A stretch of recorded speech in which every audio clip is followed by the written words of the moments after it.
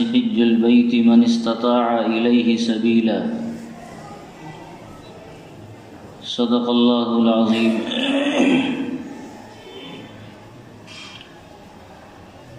اللہ رب العزت نے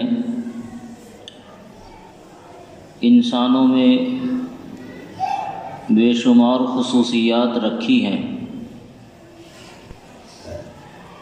انسان کی تخلیق اللہ تعالیٰ نے ایسی بنائی کہ دنیا جہان کی تمام چیزوں کا سیمپل اور نمونہ انسان کی زندگی میں اللہ تعالیٰ نے بنایا ہے۔ کائنات کی کسی بھی چیز کو آپ دیکھیں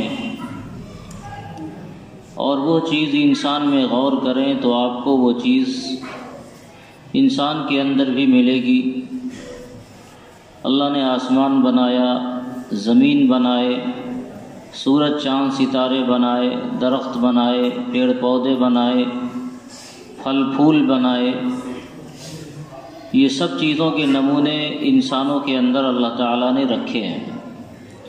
انسانوں میں آسمان کی بلندی بھی ہے، زمین کی پستی بھی ہے، دریا کی روانی بھی ہے، سمندر کی گہرائی بھی ہے، جنگلوں کے جھاڑ پیڑ پودے بھی ہیں، اسی طرح جانوروں کی خصوصیات بھی ہے، درندگی بھی اس کے اندر ہے، نرمی بھی اس کے اندر ہے، پہاڑ کی سختی بھی انسان کے اندر موجود ہے۔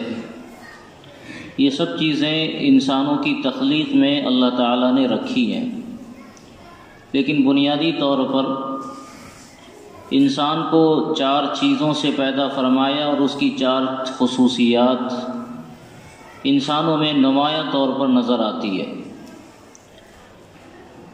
آگ، پانی، مٹی اور ہوا، یہ 4 عناصر ہیں۔ ان 4 عناصر سے انسان کی تخلیق ہوئی، جس میں مٹی غالب ہے، اسی لیے یہ کہا جاتا ہے کہ انسان مٹی سے پیدا ہوا۔ لیکن صرف مٹی سے پیدا نہیں ہوا ہے، مٹی کے ساتھ آگ بھی ہے، پانی بھی ہے، ہوا بھی ہے۔ یہ بنیادی 4 عناصر ہوتے ہیں جن سے پوری کائنات کا اکثر حصہ بنا ہے، اور انسان کی بھی تخلیق اسی سے ہوئی ہے۔ اور ان کی خصوصیات بھی انسان کے اندر موجود ہیں۔ جب آپ غور کریں گے تو آگ کی جو خصوصیت ہے وہ انسان میں موجود ہے۔ آگ کی سب سے اہم خصوصیت جلانے کی ہے، اور اس سے زیادہ خصوصیت بلند ہونے کی ہے۔ آگ میں بلندی کی شان ہے، وہ اونچی ہوتی ہے، پست نہیں ہوتی۔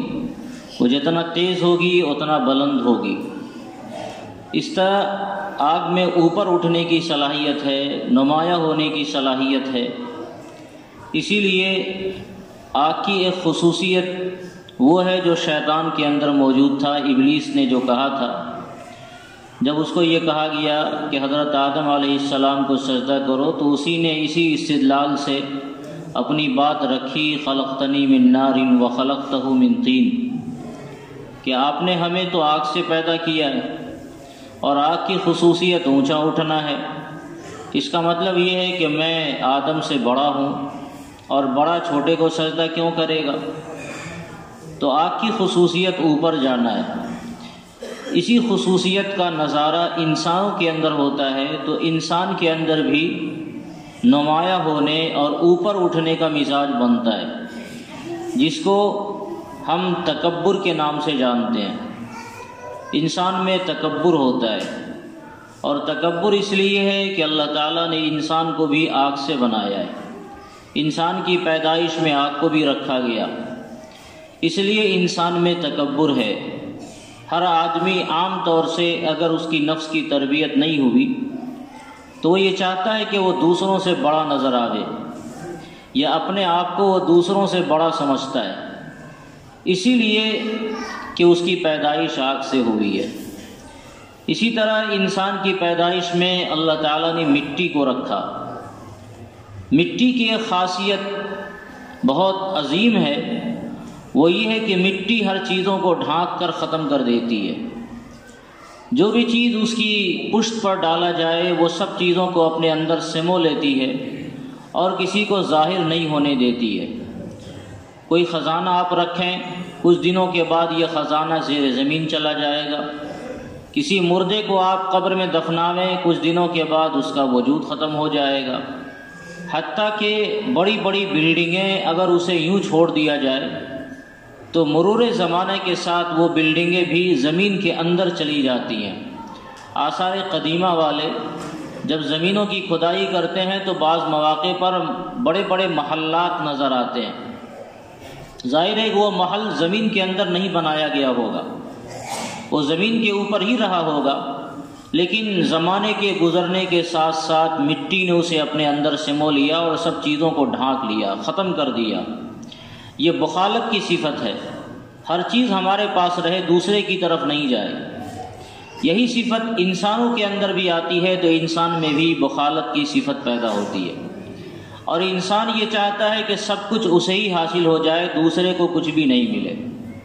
یہ بخالت انسانوں کو بعض دفعہ ذلیل بھی کر کے چھوڑتا ہے، لیکن اس کے باوجود بھی چونکہ یہ صفت انسانوں سے مٹی کے ذریعے سے آئی ہے، اس لیے انسان کے اندر یہ صفت آئی، اور انسان اس درجہ کبھی کبھی بخیل ہو جاتا ہے کہ اپنے علاوہ کسی اور کا خیال نہیں کرتا۔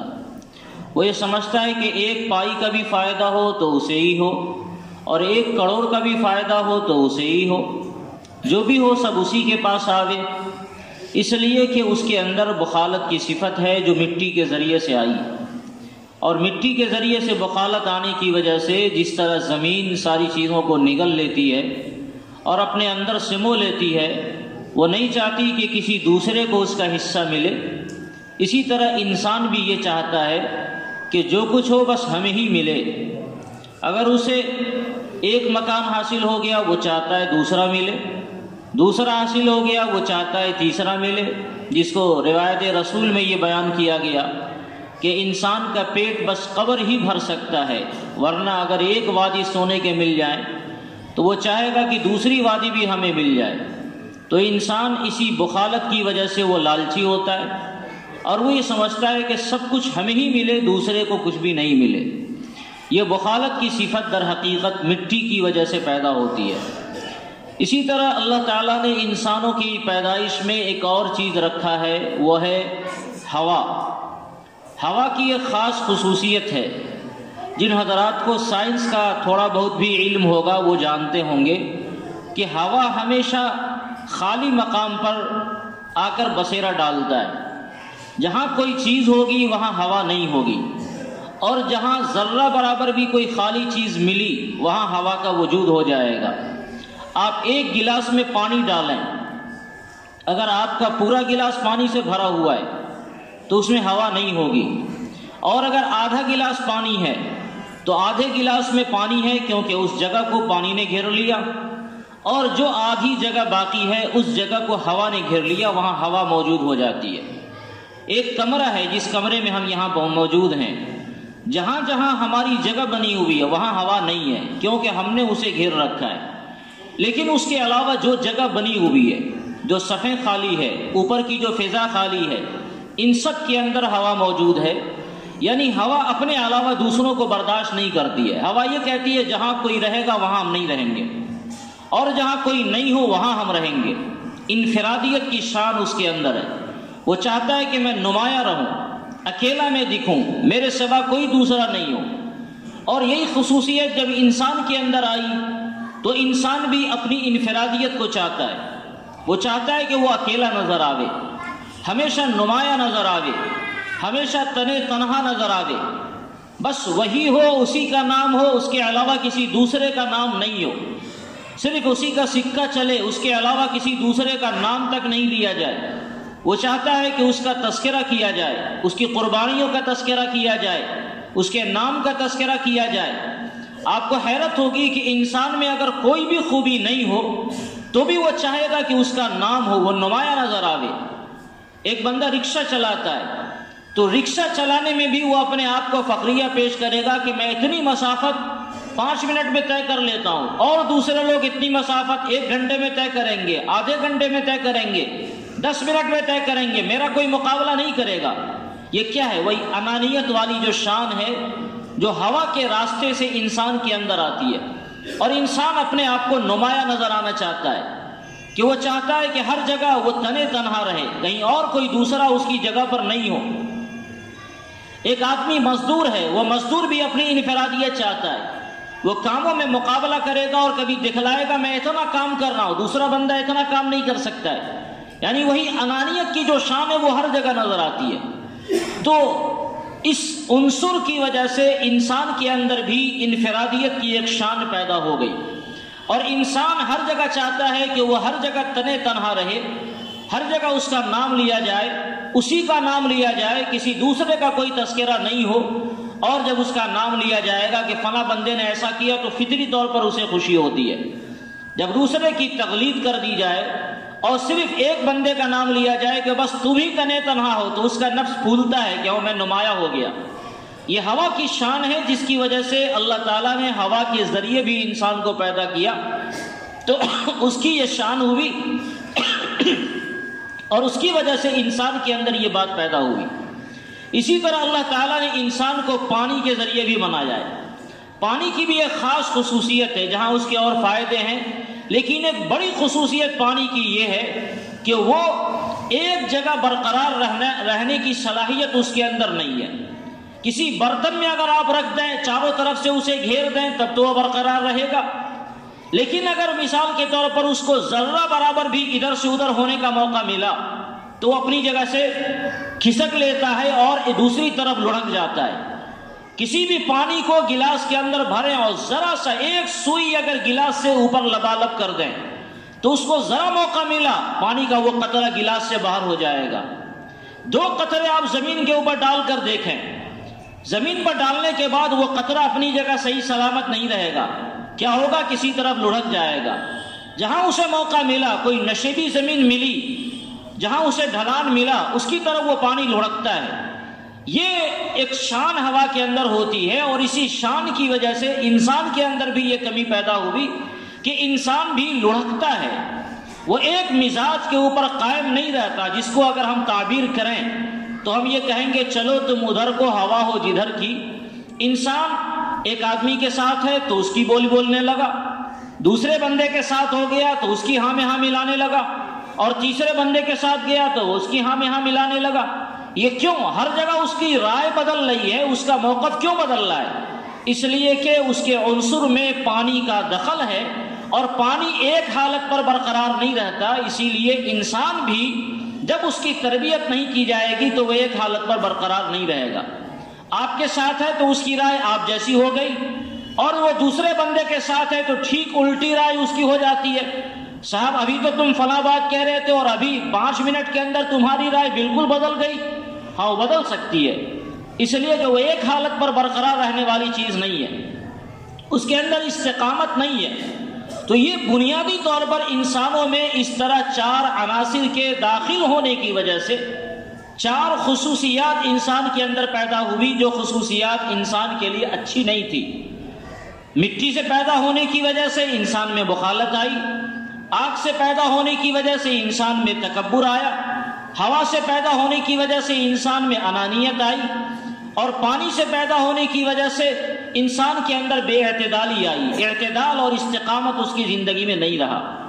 اب اگر ظاہر ہے کہ ان خصوصیات کو اگر انہی حالت پر چھوڑ دیا جاتا اور اس کو کنٹرول نہیں کیا جاتا تو انسان بے قابو ہو جاتا. جہاں اور بھی دوسری اس کے اندر خصوصیات ہیں اور اس کی وجہ سے انسان بے قابو ہوتا ہے، تو اگر یہ خصوصیات بھی جو بنیادی 4 ہیں، اگر ان 4 خصوصیات پر کنٹرول نہیں کیا جائے تو پھر انسان بے قابو ہو جائے گا، بخالت بھی کرے گا، تکبر بھی کرے گا، انانیت کا اظہار بھی کرے گا، اور دوسری بھی خرابیاں اس کے اندر موجود ہوں گی. تو اللہ رب العزت نے انسانوں کی ان خصوصیات کو قابو میں کرنے کے لیے عبادات کی ذمہ داری اس کے اندر دی. یہ جو نماز ہم پڑھتے ہیں، زکوٰۃ دیتے ہیں، روزہ رکھتے ہیں، حج کرتے ہیں، یا اور جو دوسری عبادتیں اللہ رب العزت کی ہم کر رہے ہیں، ہم کیا سمجھتے ہیں کہ اس سے اللہ تعالیٰ کا کوئی فائدہ ہے؟ نعوذ باللہ اللہ کی ذات ہمارے فائدے اور نقصان سے وہ بے نیاز ہے، اسے ہماری ذات کا کوئی فائدہ نہیں ہو رہا ہے۔ انسان اللہ کی عبادت کرے گا، خود اس کا اپنا فائدہ ہے۔ جہاں آخرت کے فائدے ہیں، انسان کی عبادت کرنے کی وجہ سے انسان کی آخرت آباد ہوتی ہے اور اللہ تعالیٰ جنت میں اسے اعلیٰ مقام دیتے ہیں، جہنم جیسی چیز سے اللہ تعالیٰ اسے پناہ دیں گے۔ ایسے ہی دنیا میں بھی انسان کی ان خصوصیات کے اوپر اللہ تعالیٰ کنٹرول کرواتے ہیں۔ اللہ تعالیٰ نے نماز فرض کیا، نماز کے ذریعے تکبر کی جو خصوصیت تھی اس کے اوپر اللہ تعالیٰ نے کنٹرول کیا۔ انسان آگ سے بنایا گیا تھا تو تکبر کی شان اس کے اندر تھی، اب اس کو کنٹرول کرنے کے لیے اللہ تعالیٰ نے یہ بتایا کہ اب تمہاری ذمہ داری ہے کہ تم نماز پڑھو۔ نماز پڑھنے سے اب کیا ہوا؟ انسان میں تواضع آئے گی۔ کیسے؟ انسان اللہ رب العزت کے سامنے ہاتھ باندھ کر کھڑا ہوتا ہے، اس میں ابھی تھوڑی سی تواضع آئی، دائیں بائیں نہیں دیکھ سکتے ہو، ادھر ادھر نہیں دیکھ سکتے، اوپر نیچے نہیں دیکھ سکتے، میرا حکم ہے کہ اپنی نگاہ کو بالکل نیچے رکھو۔ ایک آدمی متکبر ہوگا تو وہ ایسا نہیں کر سکتا ہے۔ اگر اس کے اندر تکبر ہے تو پھر وہ دائیں بائیں کرے گا، میں آپ کی بات کیوں مانوں، میری آزادی میری مرضی، میں جدھر چاہوں دیکھوں۔ لیکن اللہ تعالیٰ نے کنٹرول کیا کہ خبردار، نہ تمہیں دائیں دیکھنا ہے، نہ بائیں دیکھنا ہے، نہ اوپر دیکھنا ہے، میرا حکم ہے کہ بس نیچے دیکھو۔ تو انسان بس نیچے دیکھا ہوا ہے اور ہاتھ باندھے اللہ کے دربار میں کھڑا ہے، ہاتھ بھی نہیں کھول سکتے، ہاتھ باندھ کر اللہ کے دربار میں کھڑا ہے اور پھر وہ نیچے دیکھ رہا ہے۔ اللہ نے فرمایا اس سے تمہارے تکبر کا بھی علاج نہیں ہوگا، اور جھکو۔ تو اللہ نے انسان کو جھکایا اور رکوع میں اسے پہنچا دیا۔ اب انسان نے اپنے آدھے وجود کو اللہ تعالیٰ کے سامنے جھکا دیا اور اس طرح اس کے تکبر کا علاج اور کر دیا گیا۔ ظاہر ہے اگر ایک ہی مرتبہ اللہ تعالیٰ سجدے میں کہہ دیتا کہ سجدے میں چلے جاؤ تو سیدھا علاج یہ ہو تو جاتا، لیکن یہ ریئیکشن ہوتا۔ ڈاکٹر حضرات جانتے ہیں بیماریوں کا علاج دھیرے دھیرے کیا جاتا ہے۔ ایک بار ہی ہائی اینٹی بائیوٹک دے دیا جائے تو ظاہر ہے کہ بیماری شاید ختم ہو جائے، لیکن اس کا کوئی دوسرا سائیڈ ایفیکٹ ہو جائے گا۔ تو اللہ نے پہلے یہ فرمایا کہ نہیں، تمہیں کھڑا ہونا ہے، صرف اپنی نگاہ پر کنٹرول رکھو اور اپنے چہرے پر کنٹرول رکھو۔ انسان نے اتنا کر لیا، اب اللہ کا حکم آیا چلو ذرا اور جھک جاؤ، اور انسان رکوع میں چلا گیا۔ رکوع میں جانے کے بعد اللہ کا حکم آیا ابھی تمہارا علاج نہیں ہوگا، ابھی اور جھکو۔ اب انسان اتنا جھک گیا کہ اس کے بعد جھکنے کی انتہا ختم ہو گئی۔ اب انسان نے اپنے سر کو جو سب سے اونچا ہے اسے اپنے پاؤں کے لیول میں لا کر پہنچا دیا، جہاں اس کا پاؤں ہے اسی لیول میں انسان کا سر پہنچ گیا۔ یہ جھکنے کی انتہا ہو گئی۔ اس طرح انسان میں تواضع کی صفت پیدا ہوگی۔ یعنی جو بندہ نمازی ہو تو نمازی ہونے کی وجہ سے تکبر کی جو شان ہے ختم تو نہیں ہوگا۔ اس لیے ختم نہیں ہوگا کہ انسان کے مادے میں یہ بات موجود ہے، اسے ختم کیسے کیا جا سکتا ہے؟ لیکن نماز کی وجہ سے اللہ تعالیٰ نے اس کے تکبر کی جو صلاحیت تھی، وہ جو ان بیلنس ہوتا، ان کنٹرول ہوتا، اس کے اوپر اللہ تعالیٰ نے کنٹرول کر دیا اور یہ کہہ دیا کہ تمہارا سر ہمیشہ جھکا ہوا ہونا چاہیے۔ اور یہی عبادت ہے کہ تکبر ہوتے ہوئے یہ دل میں آئے گا کہ ہم سینہ تان کر چلیں، مگر اللہ نے فرمایا کہ نہیں، سینہ تان کر نہیں چلنا ہے۔ یہ دل میں آئے گا نگاہ اٹھا کر دیکھیں، مگر اللہ نے فرمایا نگاہ اٹھا کر نہیں دیکھنا ہے۔ اور اس طرح اللہ تعالیٰ نے اسے جھکا جھکا کر دھیرے دھیرے زمین تک پہنچا دیا اور یہ فرمایا کہ تمہیں تواضع کی انتہا پر رہنا ہے۔ اور جب تم تواضع کی انتہا پر پہنچ جاؤ گے تو من تواضع للہ رفعہ اللہ، تم نے اللہ کے لیے تواضع کیا تو اب اللہ تعالیٰ تمہارا مقام بلند فرمائے گا۔ تو انسان اس طرح تواضع کے ذریعے، نماز کے ذریعے تواضع حاصل کرتا ہے، اور اس تواضع کے ذریعے اس کی جو ایک خاص صفت تھی تکبر، وہ ختم نہیں ہوگا، اس کے اوپر کنٹرول ہوتا ہے۔ اسی طرح اللہ تعالیٰ نے اس کے ذمے روزے کو فرض کیا، اس کی ایک صلاحیت تھی، ایک خصوصیت تھی، دائیں بائیں ہونا، ان بیلنس ہونا، عدم استقامت ہونا، جو پانی کی خصوصیت ہے۔ تو اللہ تعالیٰ نے روزہ رکھوا کر اسے بتایا کہ اپنے اوپر کنٹرول کرنے کے لیے اور پہاڑ کی طرح جم جانے کے لیے تمہاری ذمہ داری ہے کہ روزہ رکھو۔ اب روزے سے انسان میں استقامت اس طرح پیدا ہو رہی ہے، بھوکا ہے، پیاسا ہے، شدت کی بھوک لگ رہی ہے، شدت کی پیاس لگ رہی ہے، گرمی ہے اور کھانا سامنے موجود ہے۔ اتنا انسان نے اپنے آپ کو قابو میں کر لیا کہ سارا کچھ موجود ہے، تقاضے بھی موجود ہیں، اور اس تقاضے کو پورا کرنے کے لیے سامان بھی موجود ہے، اور آپ کو کوئی دیکھنے والا بھی نہیں ہے، لیکن انسان نے اپنے بیلنس کو برقرار رکھا کہ نہیں، بھلے بھوک لگ رہی ہے، بھلے پیاس لگ رہی ہے، اور بھلے کھانا موجود ہے، اور بھلے تنہائی ہے، بند کمرہ ہے، کوئی دیکھنے والا نہیں ہے، لیکن اللہ کا حکم ہے کہ نہیں کھانا نہیں کھانا ہے، پانی نہیں پینا ہے، تو استقامت کے ساتھ جمے رہنا ہے اور پانی کی طرح ڈھلک نہیں جانا ہے ادھر سے ادھر۔ اور اس طرح انسان استقامت کی صلاحیت کو برقرار رکھتے ہوئے عدم استقامت پر کنٹرول کرتا ہے، اور اللہ تعالیٰ نے اس حکم کے ذریعے یہ پیغام دیا کہ جہاں پر ڈھلکنے کی ضرورت ہو ٹھیک ہے وہاں ڈھلکو، اگر تم روزے کی حالت میں نہیں ہو اور پھر کھانے پینے کی ضرورت پڑ رہی ہے تو ٹھیک ہے پھر کھانا کھاؤ پانی پیو، لیکن جہاں استقامت کی ضرورت پڑ سکتی ہو وہاں پہاڑ کی طرح جم جاؤ، اور اتنا جمو کہ تمہارے سارے تقاضے موجود ہوں اور اس تقاضوں کو پورا کرنے والی ساری چیز موجود ہو، لیکن اتنا استقامت ہو کہ دنیا کی کوئی طاقت بھی نہیں دیکھے، لیکن یہ استحضار رہے کہ ہمارا خدا ہمیں دیکھ رہا ہے، اور آدمی کھانے سے پینے سے بیوی سے ملنے سے اپنے آپ کو بچا کر رکھتا ہے۔ اسی طرح انسان کی ایک خصوصیت تھی، وہ خصوصیت تھی بخالت کی۔ اللہ تعالیٰ نے زکوٰۃ کو فرض کیا اور فرمایا کہ تمہارے زکوٰۃ کے ذریعے تمہاری بخالت پر کنٹرول ہوگا۔ یہ تو نہیں ہوگا کہ ہم یہ کر دیں کہ بخالت کی صفت کو ختم کر دو، جو آیا سب ختم، سب نکل جائے، جو آیا سب کو تم اللہ کے راستے میں قربان کر دو، سب خرچ کر دو، یہ نہیں کہتے۔ ہاں جتنا آیا اس کا 2.5% ہی خرچ کرو، تو بخالت کی جو صفت ہے اس صفت کے اوپر کنٹرول ہوگا، اور تمہارے اندر بخالت ختم ہوگی، لوگوں کے ساتھ رحم کے جذبات پیدا ہوں گے، غریبوں کو دیکھ کر ترس آنا یاد آئے گا، اور تمہیں سمجھ میں آئے گا کہ غریبوں کی زندگی کیسے ہوتی ہے، اس کی زندگی کو دیکھ کر سبق ملے گا، سیکھ ملے گی۔ اور اس طرح اللہ تعالیٰ نے بخالت پر کنٹرول کرنے کے لیے زکوٰۃ کو فرض فرمایا۔ ایک چوتھی چیز ہے، انسان میں انانیت تھی، اللہ تعالیٰ نے اس کے لیے حج کو فرض فرمایا۔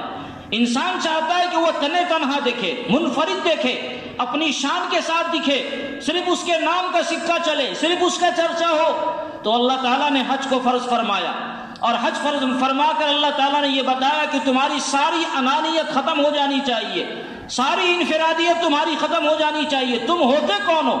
میرے نام پر جیو اور میرے نام پر مرو، یہ تمہاری شان ہونی چاہیے۔ تمہاری کوئی شناخت نہیں ہے سوائے اس کے کہ تم ہمارے بندے ہو، اس کے علاوہ کوئی شناخت نہیں ہے۔ چنانچہ اللہ نے حج فرض فرما کر پہلے ساری دنیا کو ایک جگہ جمع فرمایا، اور ایک جگہ جمع فرما کر اللہ تعالیٰ نے فرمایا کہ تمہاری شکل و صورت اور تمہارے لباس کے تراش و خراش، ان چیزوں سے تمہاری شان بڑھتی ہے، لہذا سارے لباس اتار دو اور سب کو ایک لباس میں آنا ہے۔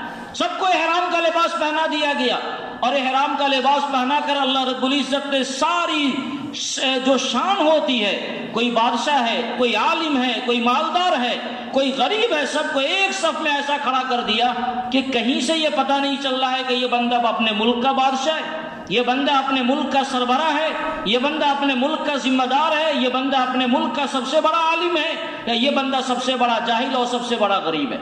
سب کو ایک صف میں اللہ رب العزت نے کھڑا کروا دیا۔ سارے لباس اتار دو، امتیاز کے جتنے شان ہو سکتے ہیں سارے شان کو ختم کر دو۔ ٹوپیوں سے بھی امتیاز ہوتا ہے، کسی کی ٹوپی کسی اور رنگ کی ہے، کسی کی ٹوپی کسی اور رنگ کی ہے، اللہ نے فرمایا اسے بھی ہٹا دو اپنے سروں سے، اور اس طرح امتیازات کو ختم کرو۔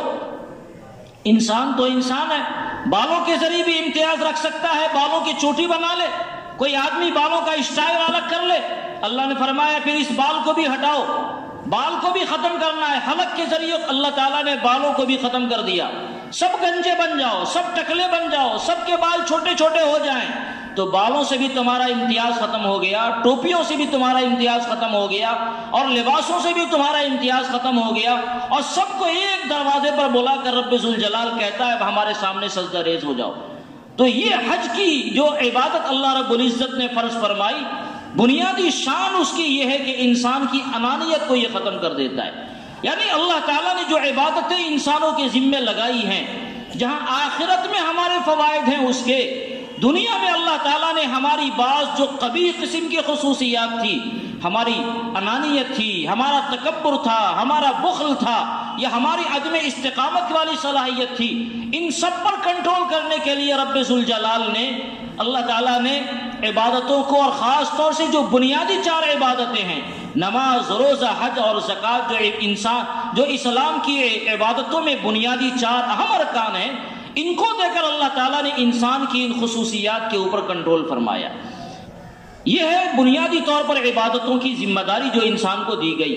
اس کا تقاضا یہ ہے کہ انسان ان عبادتوں کو پورے اہتمام کے ساتھ ادا کرے۔ اگر وہ چاہتا ہے کہ اس کی زندگی کا بیلنس خراب نہیں ہو، اگر وہ چاہتا ہے کہ اس کی زندگی میں تواضع آوے، تکبر نہیں آوے، تو نماز کا اہتمام اسے کرنا چاہیے۔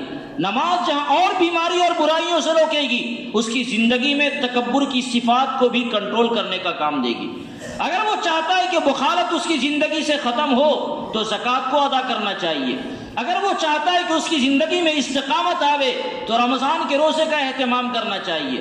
اگر وہ چاہتا ہے کہ اس کی زندگی سے انانیت ختم ہو، تو حج جیسے فریضے کو ادا کرنا چاہیے۔ یہ عبادتوں کا خلاصہ ہے جس کو بہت سے علماء نے بیان فرمایا ہے۔ عبادتوں کی یہ حکمتیں ہیں جو علماء نے بیان فرما رکھی ہیں۔ اس لیے ایمان والوں کی ذمہ داری ہے کہ ایمان والا اللہ کی طرف سے جو عبادتیں اس کے ذمے لگائی گئی ہیں، ان عبادتوں کا پورے اہتمام کے ساتھ ادائیگی کا اہتمام کرے۔ اس میں ذرہ برابر بھی کوئی کوتاہی نہیں ہو، ذرہ برابر بھی غفلت اور سستی نہیں ہو، اس لیے کہ سستی کا نتیجہ خود اس کی ذات کو ہی بھگتنا پڑے گا، کسی دوسرے کا نقصان اس میں نہیں ہوگا۔ اگر وہ نماز میں کوتاہی کر رہا ہے، دوسری خرابیاں سر ابھاریں گی۔ وہ زکوٰۃ دینے میں بخل کر رہا ہے، دوسری خرابیاں سر ابھاریں گی۔ وہ روزہ رکھنے میں کوتاہی کر رہا ہے، کوئی اور خرابی سر ابھارے گی۔ حج کا فریضہ اس کے ذمہ لگا ہوا ہے، کوئی اور ادا نہیں کر رہا ہے تو کوئی اور خرابی اس کے ذمہ آئے گی، اور ان سب خرابیوں کا نقصان خود اس کی ذات کو ہوگا۔ اس لیے انسانوں کو عبادتوں کا اہتمام کرنا چاہیے۔ یہ جو ابھی مہینہ چل رہا ہے، ابھی جو اوقات چل رہے ہیں، خاص طور سے حج کے فارم بھرانے کا زمانہ چل رہا ہے۔ ایمان والا زندگی میں اللہ رب العزت ایک موقع انسانوں کو دیتا ہے کہ اگر وہ صاحب نصاب ہے، صاحب نصاب کا مطلب حج بیت اللہ کر سکتا ہے، اللہ نے اس کے پاس اتنا مال دیا کہ وہ خانہ خدا جا کر، خانہ کعبہ جا کر وہاں کے فرائض کو ادا کر لے اور واپس آ جائے، اور اس درمیان میں اس کے گھر کے رہنے سہنے کا انتظام رہے۔ من ملک زادا وراحلۃ تبلغہ الی بیت اللہ، اتنی ملکیت اس کے پاس موجود ہے کہ حج کے فرائض ادا کرنے کے لیے جو اخراجات ہیں وہ اخراجات اس کے پاس ہوں۔ اس کے علاوہ اس کے پاس گھر میں جو غائب کا زمانہ رہے گا 40-50 دن، اس زمانے کے لیے گھر کے اخراجات ہوں، چاہے وہ اخراجات کسی بھی شکل میں ہو، مالیت کی شکل میں، روپے پیسے کی شکل میں، زیورات کی شکل میں ہو، زمین جائیداد کی شکل میں ہو، کسی بھی شکل میں اگر کسی بندے کے پاس حج بیت اللہ کے لیے آسانیاں اور سہولتیں میسر ہیں، تو اللہ رب العزت نے ایسے بندوں کے ذمے حج کو فرض کیا ہے۔ جس طرح نماز فرض ہے، جس طرح روزے فرض ہیں، جس طرح اور دوسری عبادتیں فرض ہیں، اللہ تعالیٰ نے حج کو بھی اس لیے فرض کیا تاکہ انسان ایک اہم فریضے کی ادائیگی کر سکے اور اللہ رب العزت کے سامنے سجدہ ریز ہو کر اس کی رحمتوں سے نہال ہو سکے۔ بے شمار اس کے فضائل اور بے شمار اس کے برکات اور بے شمار اس کی خصوصیات جو روایتوں میں آتی ہیں، اور جس میں سے بہت ساری باتیں تو ہمیں اور آپ کو یاد بھی ہیں۔ جب انسان حج کو جاتا ہے، حج سے واپس آنے کے بعد وہ ایسا ہو جاتا ہے جیسے کوئی ماں کے پیٹ سے بھی پیدا ہوا، سارے گناہ اس کے ختم کر دیے جاتے ہیں۔ حج مبرور جس آدمی کو مل جائے، حج مبرور کی جو صفات اور جو خصوصیات، جو شرائط ہیں، ان شرائط پر اگر آدمی عمل کر لے اور حج مبرور کسی کو حاصل ہو جائے تو رجع کیوم ولدتہ امہ، اللہ کے رسول نے ارشاد فرمایا وہ بندہ ایسا لوٹتا ہے جیسا ماں کے پیٹ سے بھی نکلا ہے، کہ اس کے گناہ سارے کے سارے، چاہے وہ صغیرہ ہوں چاہے وہ کبیرہ ہوں، سارے گناہ اس کے دھل جاتے ہیں، کیونکہ وہ میدان عرفات میں اللہ رب ذوالجلال کے سامنے ہاتھ سر اٹھا تو آسمان کی طرف اٹھا کر دعا کرتا ہے۔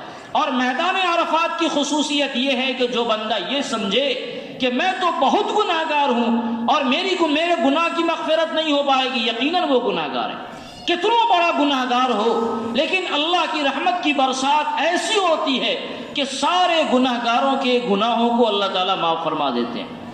اس کے علاوہ جو فضائل ہیں وہ الگ ہیں۔ آدمی 1 درہم خرچ کرے گا، 1 ریال خرچ کرے گا تو اس کا ثواب 1 لاکھ تک خرچ کرنے کے برابر ہے۔ ایک آدمی فقیر ہے اور مفلس ہے، اس کے پاس روپے پیسے کم ہیں، ضروریات ہیں اس کے پاس، وہ سمجھ رہا ہے یہ کریں گے تو دوسرا نہیں کر پائیں گے۔ آقا علیہ السلام نے ارشاد فرمایا کہ حج اور عمرہ کو ساتھ ساتھ کرو، فَإِنَّهُمَا يَنْفِيَانِ الْفَقْرَ وَالذُّنُوبَ، اس لیے کہ یہ جہاں گناہوں کو ختم کرتا ہے وہاں انسان کے فقر و افلاس کو بھی یہ ختم کر دیتا ہے۔ انسان جب حج کرنے جاتا ہے تو اللہ تعالیٰ اس سے جہاں گناہوں کو ختم فرما دیتے ہیں وہی انسان کا فقر و فاقہ بھی، اس کی مفلسی بھی ختم ہو جاتی ہے، اور ظاہر ہے کہ وہ مقامات قبولیت کے مقامات، ایسے مقامات ہیں جہاں اللہ تعالیٰ خوب سنتا ہے بندوں کی۔ انسان نے سارا کام کاج چھوڑ کر، اپنی دنیا چھوڑ کر، اپنے گھر والوں کو چھوڑ کر، اپنے گاؤں سماج اور خاندان کو چھوڑ کر اللہ رب العزت کے دربار میں جا کر پڑ گیا تو وہ اللہ کا مہمان ہے، اور مہمان دنیا والے میں بھی کسی کے پاس آوے تو اس کا خیال رکھا جاتا ہے۔ کوئی ایسا بندہ ہو جو آپ کی محبت میں اپنے سارے کام کو چھوڑ کر آپ کے پاس آ گیا تو آپ کتنے بخیل ہوں گے، اس مہمان کا خیال کریں گے۔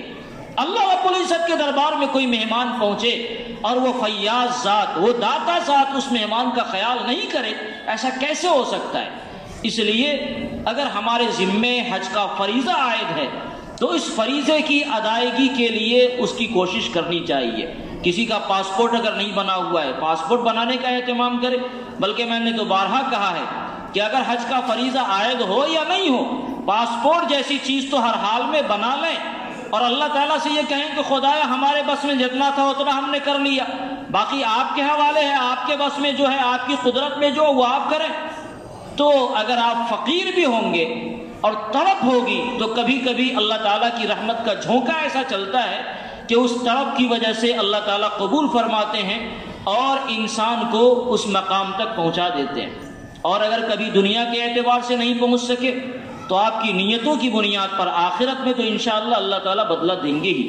ضروری نہیں ہے ایک آدمی جہاد کے بارے میں ہمیشہ تمنا رکھتا ہے اور یہ چاہتا ہے کہ وہ جہاد کرے مگر کبھی موقع نہیں ملا تو اللہ تعالیٰ مجاہدین کا ثواب اسے عطا فرماتے ہیں۔ کوئی آدمی حج کی تمنا رکھتا ہے اور پورے اخلاص اور خلوص کے ساتھ تمنا رکھتا ہے، اس نے اس کی تیاری کی ہے مگر اس کی تیاری نامکمل ہے، وہ پہنچنے کی کوئی صلاحیت نہیں ہے، آدمی بیمار ہو گیا نہیں پہنچ سکتا، صحت مند ہے مگر اس کے پاس وسائل نہیں ہے، روپے پیسے نہیں ہے، نہیں جا سکتا، تو یا تو اللہ تعالیٰ اپنی قدرت سے پہنچا دے گا، اور اگر ایسا نہیں ہو سکا دنیا کے اعتبار سے تو اللہ کی رحمت سے پوری امید ہے کہ جو آدمی زندگی بھر تڑپتا رہا اور اس کے لیے دعائیں کرتا رہا، پورے خلوص کے ساتھ اس کی تمنا کرتا رہا، تو دنیا کے اعتبار سے بھلے وہ حج نہ کر سکے لیکن اللہ تعالیٰ آخرت میں اس کا ثواب تو اسے عطا فرمائیں گے ہی فرمائیں گے۔